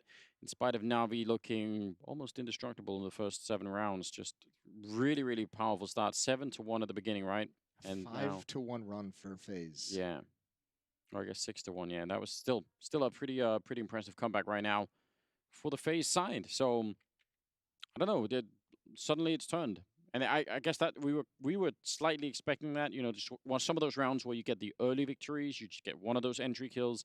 And it starts to work out. And we're seeing that right now, I think. Nico also doing well enough. I think it also helps. Remember, you kind of criticized one of the economic decisions in Na'Vi, and rightfully so, when it was, when it was like 6-2? 6-2 or 6-3, and they went up for a 4 spy again? Yeah, because I thought if they make it 6-3, but then they have, you know, they can investigate everything. What does it matter if they have 3 rounds phase? You can just, you know, you can ignore that. But that has probably come back to haunt them a little bit here. Close grenade. That lands right on top of Electronic, who's trying to play inside of the smoke, like we've been talking a fair bit about.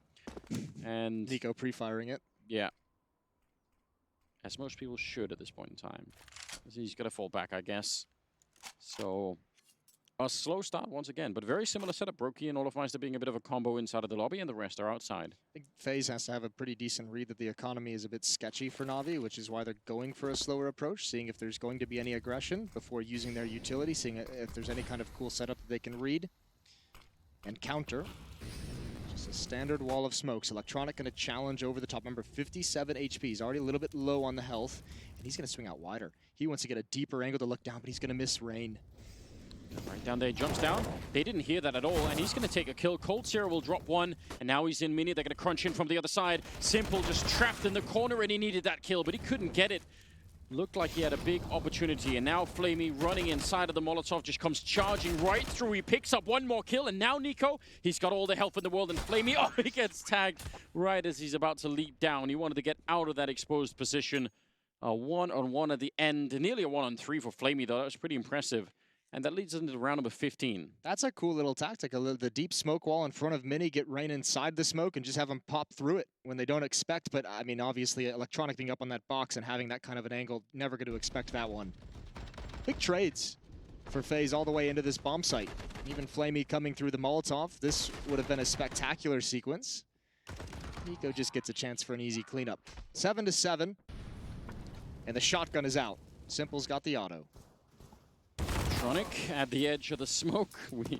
We did warn that was going to be a likely thing you'll see play out, and Nuke is not even the most impressive map for it. It's a good-looking shotgun. You got the fire and flames. Crocodile on fire. I mean, why not? Simple. Oh, timing is nearly perfect. Olofmeister with a grenade in hand, but he stands tall inside of the lobby yet again. I would really hate to be Olofmeister in this first half for FaZe playing lobby that much alone. But he's done a remarkable job. He has, and I think it's something that lobby players are going to be well versed in. You are frequently just going to be left on an island all on your own. And he's handling it very well. Electronic at such low HP has to play passively. Back towards the blue box, orange box. Getting my colors mixed up. Just waiting. Yeah, did see someone out here, so they got a bit of information. Boomich is holding downstairs in the lower part of the map, so he knows no one is showing up here. Like, I mean, it makes sense for Electronic to fall this far back. Especially because they've actually attacked Heaven a number of times. It's not like they haven't tried to go there. And with that low HP, yeah, you're kind of taking yourself out of the fight, but it's worth the risk in a way because you have such low health. And if he gets this kill on Brokey flanking in, that'd be massive. Instead, he loses it. And now the upper bomb site, you're in a lot of trouble. Fair play to Boomich getting that one. 15 seconds on the clock, and with 2 people in lobby. They actually just go for it. I was going to say they could try and fake them out and just only show one. Instead, they end up losing that final round. And I mean, what a strange first half here. 8-7 in favor of FaZe in spite of everything that was going on. That's a big turnaround. Yeah, ended on a 7-1 run. That is a nice job from FaZe. We're heading to a break. When we come back, we have the conclusion of Nuke.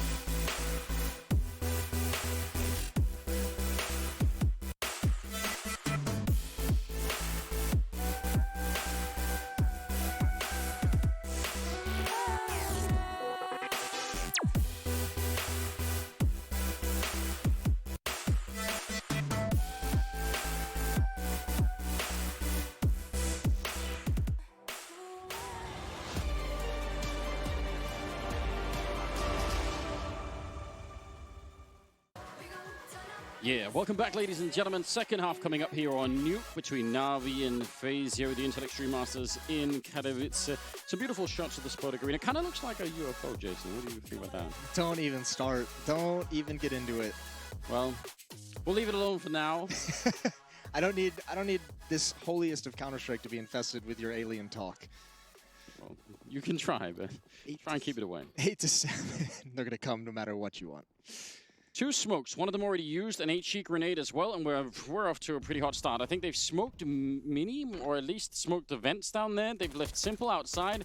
This seems like a pretty deep fake. Yeah, right now they're just trying to obscure FaZe from knowing that it's actually coming, but they run into the ramp room, and there is a really big crossfire setup here. Cold pushing out as well, and now they have to run back. Oh, Na'Vi, this seems very awkward, doesn't it? Oh, that needs to be a kill for Rain. It's not. He stepped. He still got blind. I think he wanted to avoid the flashbang. 3 players in the site. Bomb going down, and we have a retake. One will come up vents. That's going to be Olofmeister. And keep your eye on Brokey with the kit. That's low HP. And if he goes up heaven, it gets picked off, and the kit falls above the ladder. FaZe is in some trouble.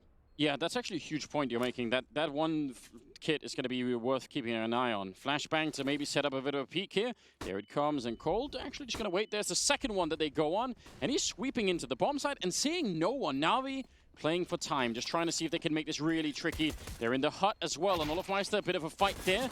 Still trying to be on it. Oh, but Brokey went down, so the bomb still ticking away, and they're going to be picking it up. Yeah, they should have it. But that is actually pretty scary. That could have been a lot of confusion, but FaZe will win the round. And it started off in a way that they should have, but then it almost lost control. Yeah, they really did. That was a good crossfire setup in over towards ramp room to get that 1 kill. And actually, that scared the entire hit away from the ramp area. Explain to me how Na'Vi only have 7 rounds. I'm trying to figure this out for myself, and I don't know how we ended up here. I mean, it's kind of a shame that we have to keep harping on. They're just another one of those teams, much like what we saw out of Vitality earlier, although Vitality did win their series, but just the money issues plagued them in that first half. They had complete control of everything. They went on that nice little run to start things out. I think it was 6-1 or 6-2, and then it was just all ripped away from them. And they had Electronic off to, I mean, still an incredibly hot start here. It was like a guaranteed double kill every single round. Yeah, and then you don't actually get more out of it. I guess that's what I'm trying to say. It's not that 7 rounds is a total disaster, but it's just, it feels like they should have had way more. Nico's about to run into a lot of people, and he's got Brokey quite far away. I mean, Brokey could set up, but he's got a scout and some grenades. Nico's going to be Molotov the way, in fact. But let's see if Brokey's going to be feeling good with the scout out here. The smokes are going to make it life really tricky. There's the flashbang to set it up for Nico. He gets close with the FAMAS, and he could have had probably more. That's a good idea for a setup, but didn't really work out the way they wanted. I think he got lured into that because he saw how good the flashbang was. He was like, holy hell, they're all blind for 5 seconds. Doesn't even matter that I just missed the first salvo. I'll go back for more. He could have just dipped after that 1 kill. Now, Brokey just gets out of danger. But Boomich is going to slide into this position, and no one has any idea that he's here. Still, again, out of danger. He just went up the ladder. This is awkward. It's a very weird timing. They're pretty convinced it's going to be a hit towards the lower bomb site. 2 players are dedicated there. Boomich still looking for somebody. Sticks his head up. Oh, and Rain goes down at the lower part of the map. 20 seconds here. Olofmeister, hearing them falling back, surely. Yeah, now he definitely knows. And yep, back up the ladder. They need to go right now. Otherwise, they're not going to be there in time. Ooh. Great shot taking down Electronic. More damage on Simple, and that might have been enough. 9 seconds. The bomb drops in a 2-on-2. That's not good. They don't think they have the time for the plant. They can't make it now, and Olofmeister's already running, so he just had to gamble that they weren't going to be planting the bomb in time. Tough loss. FaZe had one of their own like that in the first half, but they get one back here. Yeah, they really do. That was a good hold from FaZe. I mean, again, Olofmeister is having himself a game. He's got the kills, but that information, that peek in the vents and let his teammates know, get back up, puts Brokey in position for the scout headshot. That is a nicely done round from FaZe. And, I mean, Brokey was just a little bit of luck that whole time. Just like an inch ahead of Boomich every step of the way. Yeah, the timing was fantastic. Just can't really find a way to do that again. Olofmeister's playing a little bit close to the smoke with the MP9. That kind of makes sense. And again, Na'Vi with a buy in this round. Yeah, they're going right back into it. And I mean, this shouldn't be any surprise when it comes to Na'Vi. We know they like to be very aggressive with the economy, especially when they know they have their opponent's money on the ropes. Two players, Rain and Coldzera at $0, Brokey at 50. So Na'Vi fighting for that early reset here on Nuke. And they've got a good chance for it. Rifles on Simple and Electronic, the two guys you'd want them on. They could set up for the same flashbang here if they're quick about it. Similar kind of setup. Nico, last time he fell back from the Molotov, this time he actually pushed up. And Electronic not really looking like he knows, and the scout shot actually took all of his attention away. Molotov to buy even more time, and is there going to be a flashbang coming? Nico is thinking about it and waiting for it. He almost wins that fight against Simple, a lot of damage onto him, but still, that's a really, really good trade outside. And, well, now, even Boomich dropping low. Yeah, Boomich, I think, got the information as well that one dropped in vent, so he's called that out to his teammate. And FaZe just making sure they do everything to secure these bomb sites. Low HP, Coldzera's gonna get aggressive. That's risky. Almost pays for with his life, and he goes back for more. This time he is punished. And just more aggression out of FaZe, even with the advantages. Rain, this is a huge risk. Simple's gonna take him down for free. I'm not quite sure what read they have at the moment, but they're throwing a couple lives away, and this gets much more difficult. Oh, he actually stopped the bomb there and put it in a 2-on-2 just with a USP. Olofmeister peeking just as the bomb was about to be planted, and now Simple getting shot in the back. They win it anyway. That is, I mean, it's way too close. It should have never got to that, but they do pick it up and make it 11-7. Some strange rounds that we're witnessing here. Yeah, I mean, those were very weird, aggressive pushes when you had, what, a 5-on-3? That was a bit much. Bit much, yeah. But they still, I mean, just such a massive advantage. And we're going to get another quick pause here. Nico and Rain have accounted for all the opening deaths on the FaZe clan side. 10 of them. All right, maybe a sign that you want to relax a little bit? Don't want to... No, I think it means that they're just not scared to go for the battles. Because, I mean, listen, they've lost 10, but they've won 8. Okay. No, you're not gonna come out on top of the exchange all the time. Unless you're who was that on the NIP team that had like 7-0 in openings? I can't remember. I think it was Alex. Was that, oh, Alex, yeah, you're right. Just taking all the credit away from him. Sorry. I got you. And again, the Na'Vi economy is kind of in a weird position because of these force buys with the Kriegs and the pistols, right? So this, like, theoretically, they could do it again another time here if they wanted to. Yeah. But do you want to keep doing it? When does it become the thing that actually brings down the team? Yeah, you make a good point. 4-round lead for FaZe. Yeah, I mean, it doesn't seem like it's that much. The problem is so many of these, I mean, the 7 rounds from the first half still.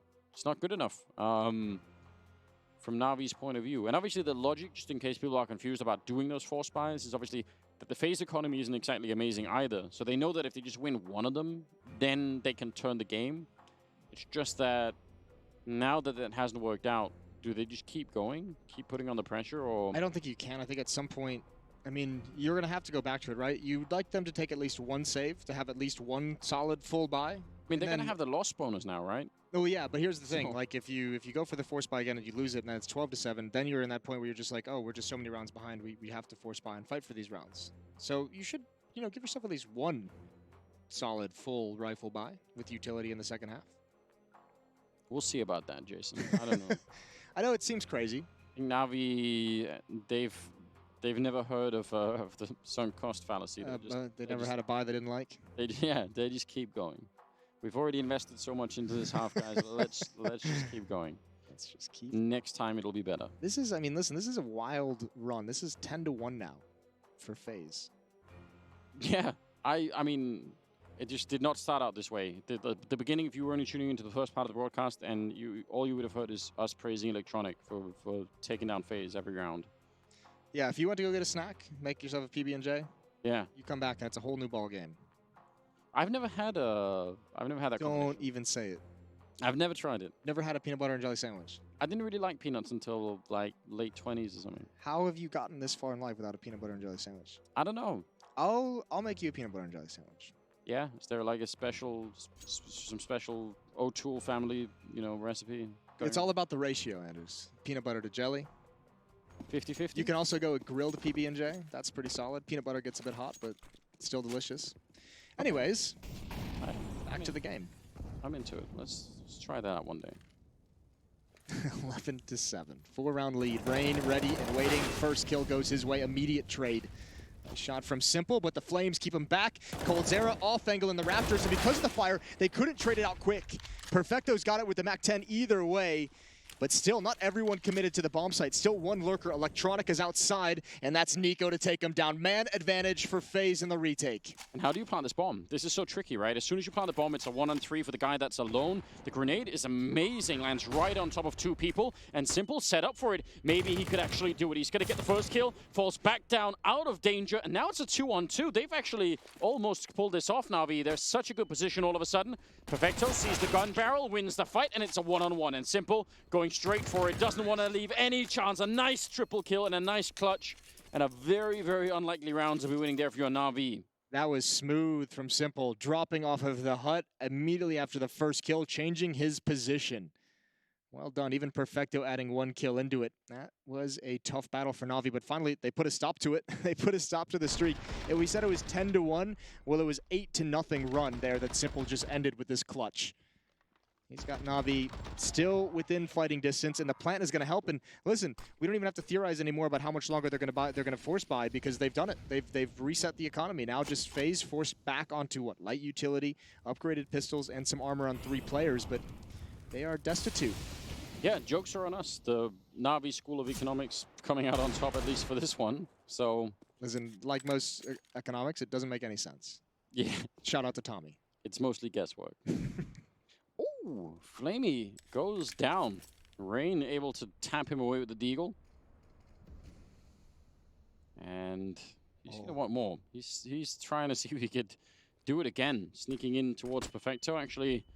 Ooh, Nico got one on the other side of the map. This opens up all the opportunities for Rain, because there's not enough players now on Na'Vi to watch the flank. Rain's just going to keep going forward, and he's picked up a rifle as well, a Krieg no less. He's heard him running. And listen, no one from FaZe has to do any fighting. They can just stall him out. Oh, Rain, you missed your chance. Coldzera builds. He brings it back for you, but this gets real dangerous now. These deagles are doing work, and even Nico missing a really weird opportunity. Don't worry, Cold doesn't miss anything. Oh, man. It's all so uncomfortable. He was trying his best. He was saying, please, like, there's a lot of people watching. I don't want to miss this one dig. And he just did. Oh, Cold, long range. Beautiful round. Look at him shouting as well. He's absolutely fired up. A hilarious and ultimately deadly round for Na'Vi. Forget about the Na'Vi School of Economics. Nico wasn't laughing, though. Nico wasn't smiling. He missed a couple shots. He was like, yeah, Cold, great. Good for you.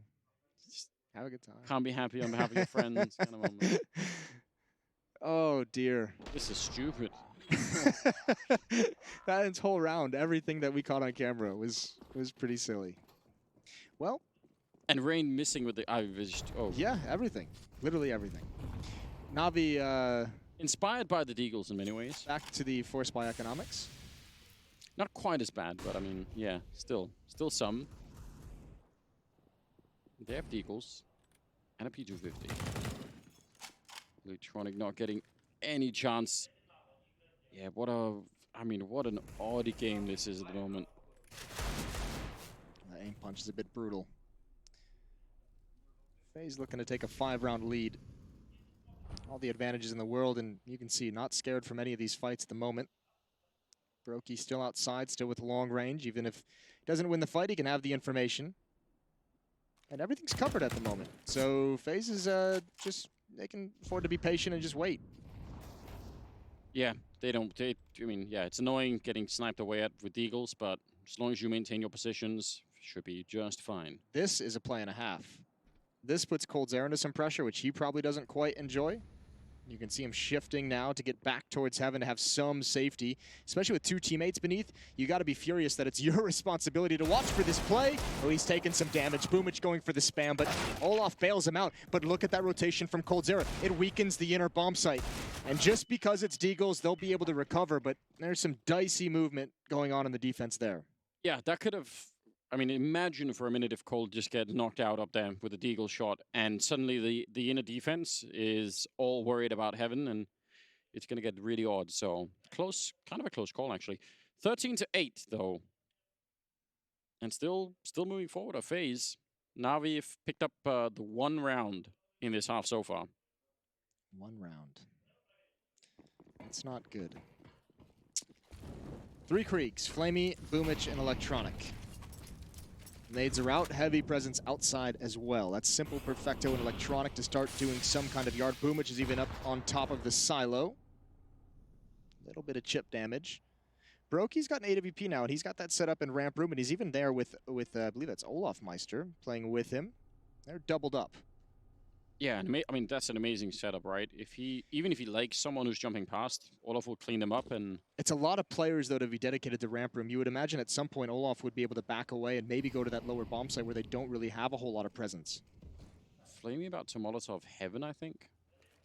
Which, you remember that pistol strategy that I was talking about that EG was doing? Yes. It's a similar kind of Molotov that you end up throwing, so you could do a lot with that. There we go, trying to burn it out. So that at least gives them a chance to get out here, and Nico is entirely alone. He's going to need some backup or something. Timing is amazing for him, though, and he's going to take down Boom, which looked like that could have been really disastrous.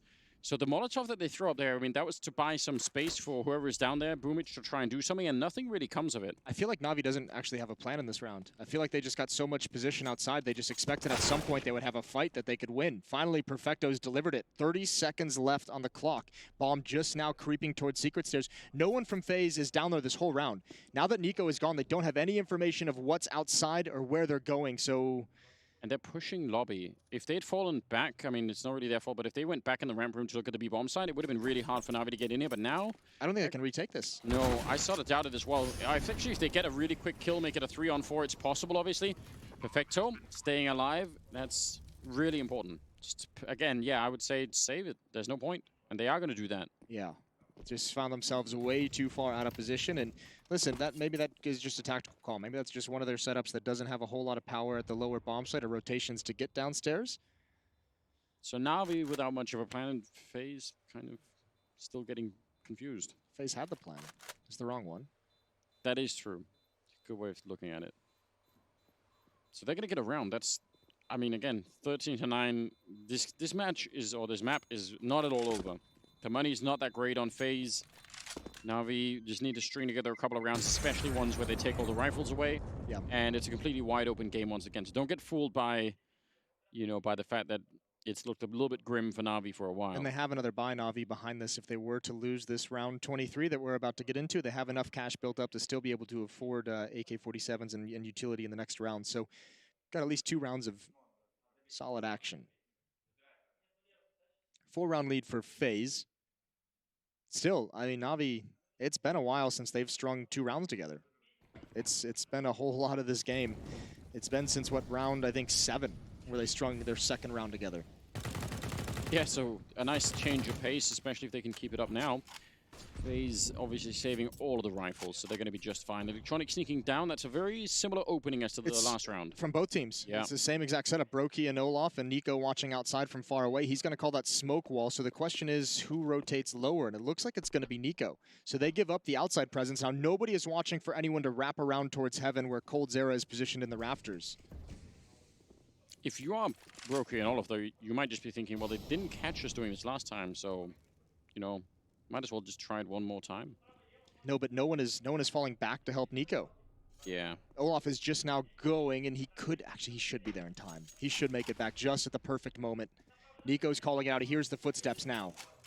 Yeah, they need a lot more backup, though. I don't think 2 players are going to be quite enough to hold this. That's a really good smoke to try and buy some time. Nico, I think getting wall banged or something all the way down to half health, and they're now trying to get in there. Olaf Meister takes 1. Nico on the follow-up, and this crossfire working out really well at the moment. Nico even getting a parting kill, taking down Perfecto. And, oh, nice. Electronic with a headshot. He was tagged. He was tagged as well, I think, through the corner of the wall. He's down to 28 HP, but we have a 2-on-2. Yeah, that's really good. Bomb gets planted. Cold sneaking in. Flamey goes down. That's a perfect headshot. Cold Zera so quick with the Krieg. And Electronic, he did a lot of magic early on. They're going to need him right now. 1 versus 2. Turning around and pre-firing, and it's not enough. Rain will drop him in the end. And that will be yet another round for FaZe, but it was close. That combo, Olaf and Nico, saves this round. Olaf rotating below. He was pushing up towards lobby, decided to fall back. He gets there at the perfect moment. And if he's not there, Nico likely just gets 1 and then he's dead. And there's no chance for a retake. That is a very nice rotation in a timely fashion.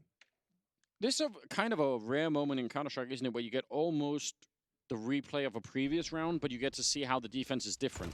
Because in the last one, they kept pushing lobby, and this time they said, you know, Nico, you fall back from outside. Olofmeister, you go help him out. Well, this one was where the smoke wall was set up, so Nico had that information, and he was able to fall back and go to the lower bomb site. Previously, there was no smoke wall. It was Na'Vi quietly kind of pushing up outside, and Nico's just taking a fight and then kind of going down after that. I like Blade's look of confusion, looking at what I have to assume is his own notes. What is this? Why did I write that? Now, he did also tilt him towards the camera. So someone quick, you know, if they can translate. Like a screen grab? Now, here's the next level. What if you bring, you know, you bring fake notes and you intentionally show to the camera and you hope that your opponents translate it and then they play into it? That's deep. Some would say that's probably not worth the investment of time. I don't know. However, I'm open to try all new things. Just gotta go for it. It's like showing some of your cards in poker, but not all of them. So they think they know. That kind of thing. Is there anyone in poker who thinks it is an advantage to show some of your cards? I've seen it in a movie once, I'm sure. We got some poker players in Counter-Strike. We'll ask them. We do. All right. 24th round. Slow-paced from Na'Vi as well. Very far back. Just now putting up the wall at the 1 minute and 20-second mark. Good opening kill for Boomich. That's on Nico, who was outside. He peeked up from those stairs. Got picked off from Silo. And I was just about to say they could have had, again, a replay of that flashbang to set up Nico peeking out, but that's not going to happen now. So Electronic, once again, leading the charge for the lower part of the map. He's been doing that on his own for very many rounds. I imagine he's going to try and push up and get towards Vent, and they'll have an upper hit. 1 coming up Vent, 3 coming through Mini. Bomb is still in lobby. It's in Simple's hands. He's in the squeaky door room. Smoke goes down at 45 seconds. Wait, are they not even putting anyone downstairs? This feels like a massive, massive risk at the moment. They don't have anyone downstairs, as far as I can tell, so... They don't like that lower bomb site. Maybe they just have a good... I mean, it's the correct play. For whatever reason why they're doing it, stacking the upper bomb site. Rain's got to be careful. Molotov forces him out. Here comes the hit. Mini is exposed. I don't think anyone's watching that at the moment. Brokey's got it with the AWP, and Cold Zero from above, and this defense is perfect. Navi's got to be so confused why there's so many bodies in the upper bomb site, and FaZe win it 15-9. That is actually disgusting cold. Yeah, I would be mad at this point in time for a number of different reasons. You get the kill on Nico at the secret stairs. That should be the first signal for anyone from FaZe to start to rotate down, right? Someone else has to cover that spot. Then Electronic actually throws the Molotov to sort of pretend that he's Molotoving up the stairs. Yep. And they hear that upstairs. They know that Molotov has gone down. They can hear it, no problem, and they still just stick by. So if you're Na'Vi, you're thinking like, why? Why would they all be here? That's crazy. And some nice shots from Brokey inside the bomb site with the AWP. 2 kills for him. And a 6-round lead for FaZe. Again, we'll touch on it. They have not been able to win 2 rounds in a row since round 7. Which is not a winning recipe, in case you're no trying to template that for your own style. Yeah, if you're a new player, don't use that strategy. It's not worth it.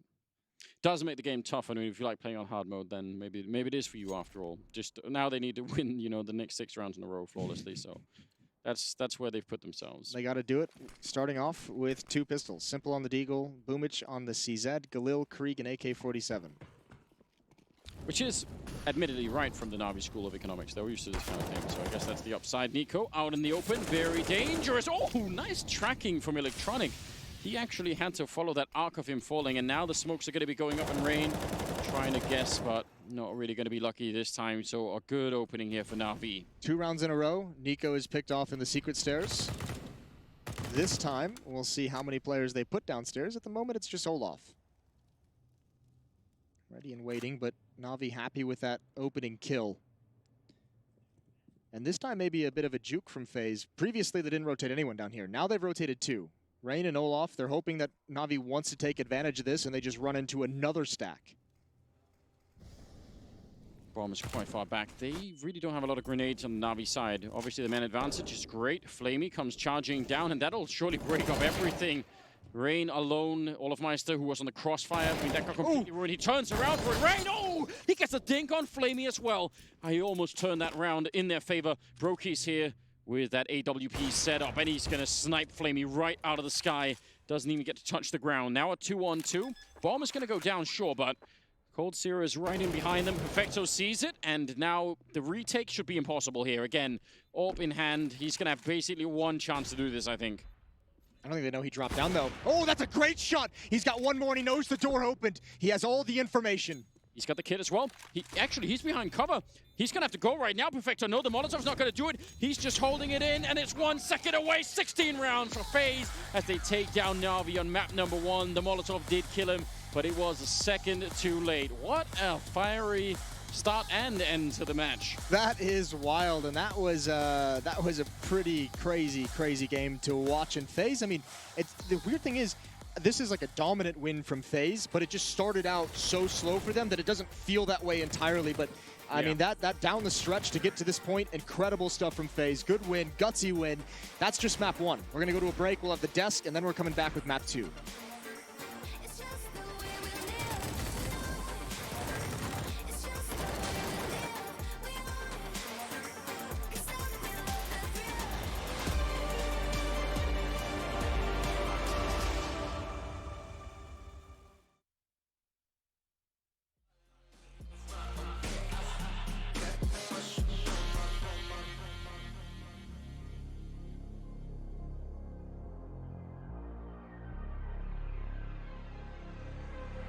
Got too much up on my plate, now I can't think. I said woke up, take a action, now I'm feeling this is it. Want the money, want the rest. I do purse, not no cess. They say Don, it's why you sad. I said I just need to think.